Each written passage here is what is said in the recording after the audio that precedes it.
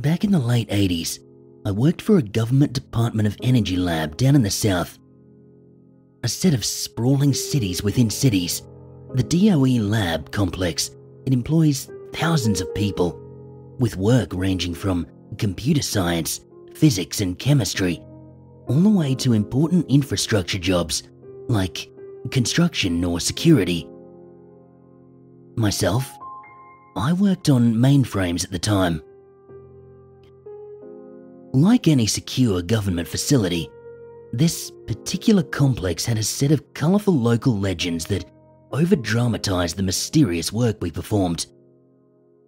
People were convinced that the labs held evidence that aliens had visited us in the 50s, or that we'd developed a neutron bomb capable of wiping out cities without destroying any buildings, or that we were sitting on cold fusion technology, but were keeping it secret to protect the interests of big oil. These are all completely false. In reality, the labs were run much like any other company. We had time cards, deadlines, department meetings, and bosses' day lunches, just like everybody else. Despite, or perhaps because of, the reality of mundane lab work, staff often got a kick out of perpetuating these myths. Whilst on a lunch break, I was once asked if I'd ever been to the flying saucer hangar. "Which one?" I replied. "We've got our own fleet." More interesting, and often much more dark, were the stories that circulated between scientists and lab staff within the walls of that complex. One such rumour posited that physicists had briefly made contact with humans from the distant future, and that the transmission was IBD. Interesting, but disturbing. Another popular rumour held that we'd created a biological agent so virulent that the labs had been forced to quarantine an entire building, raze it to the ground, and bury the rubble in the desert, along with its deceased inhabitants. My favourite story, though: Buttonhead is watching you.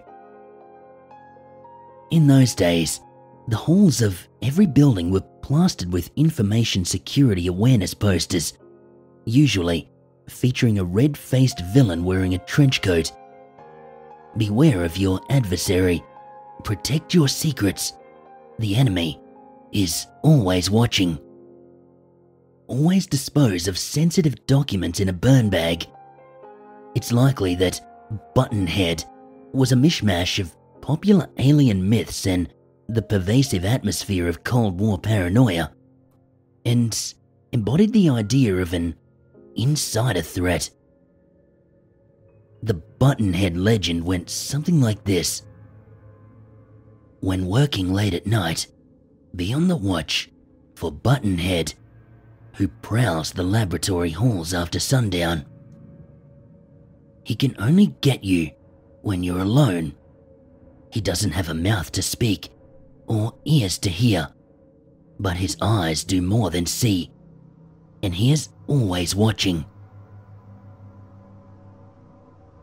According to witnesses, Buttonhead looked like a person from far away, but had a featureless, roundish head, with a pair of deep holes in the centre of his face. Nobody ever said what Buttonhead was watching for or what he would do if he ever caught you alone. It was typically the older lab veterans who would bring up Buttonhead, along with hushed stories about the mysterious disappearance of several Night Owl employees over the years. During a retirement party, I jokingly asked the guest of honour if he'd ever seen Buttonhead.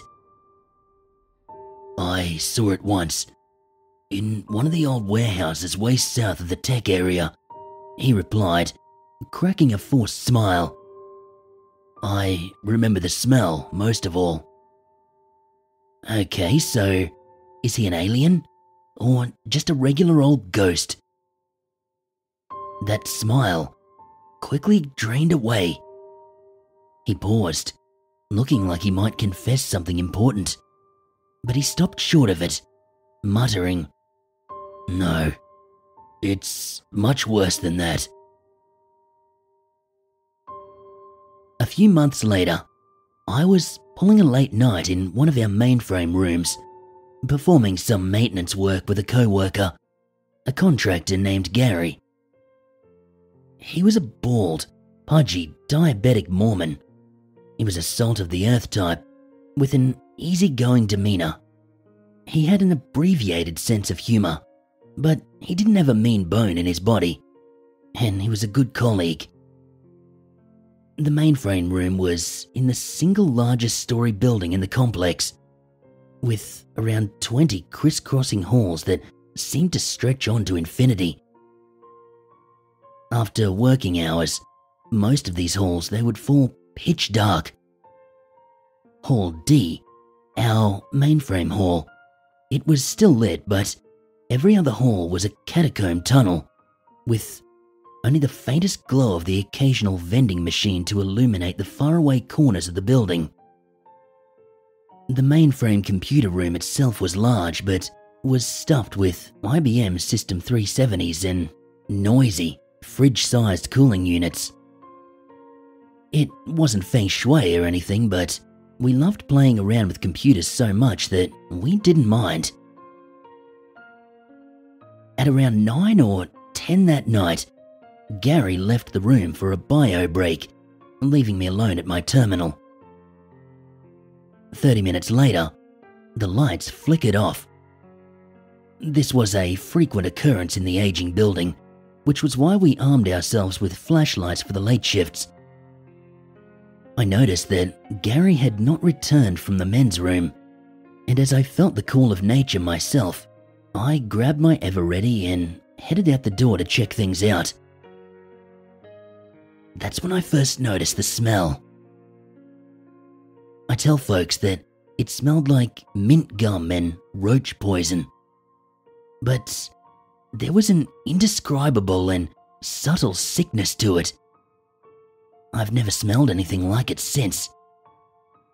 It was the scent of something horribly unclean and unnatural, combined with a potent, artificial sweetness.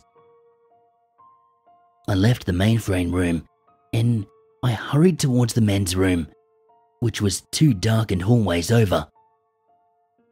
I made it 5 paces when I saw him, or saw it, or whatever it was. Standing there, in front of the exit doors at the far end of Hall D, was what looked like a man wearing a grey jumpsuit. Both it and I remained motionless as I trained my light down the hall. Seconds later, it broke into a speed walk straight for me. It was still a few hundred feet away, but I could tell that something was clearly wrong by the way it walked.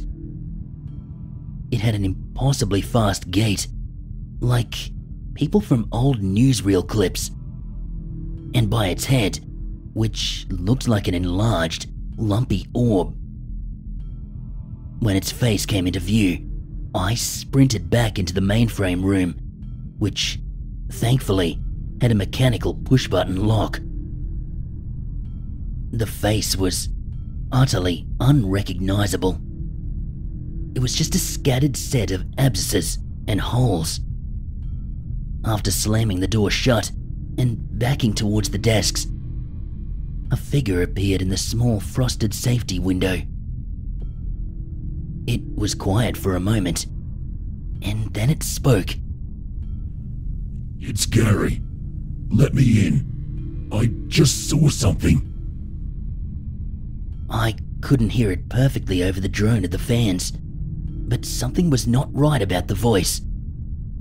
It did sound like Gary, but as if he were leading some sort of spoken word chant with dozens of other voices. It instantly dawned on me that Gary knew the lock combination. I was paralyzed with fear, and I did not respond. At this point, That smell was so strong that it almost hurt to breathe. It spoke again. It's Gary. Let me in. I just saw something. It sounded like a stuttered recording of what I'd just heard seconds ago. My heart sunk when I realized that there weren't any other exits to this room. I backed up slowly towards the machines, quietly hoping that this thing would just go away and that the lights would come back on. A deep buzzing sound came from the other side of the door, followed by more words from the thing in the hall. Hello? Honey? This voice had the muffled pitch of a telephone receiver, but it was clearly my wife. It sounded like she was at home. Hun? Is that you? Is everything okay? I was in a state of confusion, despair and shock. I summoned the courage to approach the door, aiming my light through the window. "The police have been notified," I yelled. This was impossible, as the mainframe room was not technically office space, and thus had no phone. I heard something that sounded like liquid being pulled through a novelty straw, and then a splattering sound. A thick, white fluid slowly spilled out onto the vinyl tile from underneath the door. The smell was nearly unbearable. I began yelling for help. I could hear the thing fumbling with the push-button lock. The splattering continued, and the dense, white syrup, it kept on pouring in from beneath the door. I remember retreating to the back corner of the mainframe room, and then nothing else.